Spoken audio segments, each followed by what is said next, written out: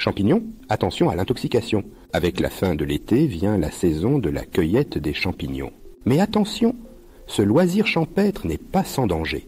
Chaque année, on recense entre 1200 et 1300 cas d'intoxication au second semestre. Le nombre de cas serait même en hausse à cause d'applications mobiles peu fiables. Voici les précautions à prendre pour limiter les risques d'intoxication. 1. Être conscient du risque d'intoxication. Tous les champignons, même ceux qui sont comestibles, peuvent entraîner des troubles digestifs s'ils sont consommés en trop grande quantité, mal cuits ou avariés. Leur consommation provoque alors des nausées, des vomissements, des douleurs abdominales et des diarrhées. Mais il y a aussi en Europe une 50aine de champignons dangereux à l'origine de véritables intoxications. La plupart des cas surviennent entre juillet et octobre pendant la saison de la pousse. Lorsque l'été est pluvieux, comme en 2023, les champignons arrivent en avance et les cas d'intoxication aussi.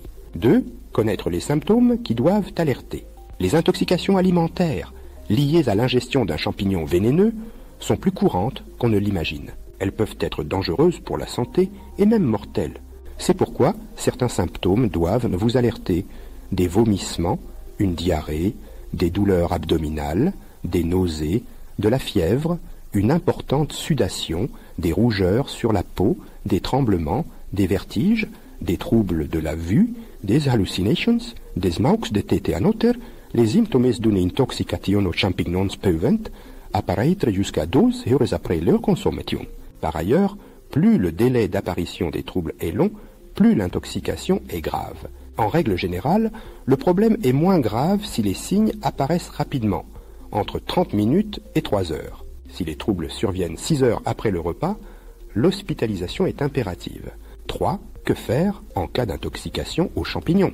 Si un ou plusieurs des symptômes ci-dessus apparaissent après avoir consommé des champignons, il faut contacter immédiatement un centre antipoison, Centres antipoison, net, ou appeler le 15. N'hésitez pas à contacter les secours le plus vite possible, car une intoxication aux champignons peut être grave, voire mortelle. 4. Comment limiter les risques d'intoxication? Pour limiter les risques d'intoxication, retenez les règles de prudence suivantes. 1. Ne ramassez que les champignons que vous connaissez et reconnaissez parfaitement d'eux. Au moindre doute, montrez votre récolte à un spécialiste, par exemple votre pharmacien Ruta. Cueillez uniquement des spécimens en bon état 4. Ne cueillez pas de champignons près de sites pollués 5. Séparez les champignons récoltés par espèce, car un champignon vénéneux peut contaminer les autres si n'utilisez jamais de sac plastique pour transporter votre récolte, car les champignons peuvent y fermenter et devenir indigestes. Ne conservez pas les champignons plus de 2 jours après la récolte.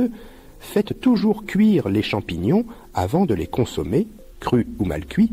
Certaines espèces comestibles sont très indigestes. Bon à savoir, selon les mycologues, spécialistes des champignons, certaines applications d'identification des champignons ne sont pas fiables. Il est donc préférable de ne pas les utiliser. N'oubliez pas que les champignons toxiques peuvent ressembler beaucoup aux espèces comestibles et considérer tout champignon inconnu comme potentiellement toxique. La présence de traces d'une consommation du champignon par un insecte ou une chenille ne signifie pas qu'il est comestible.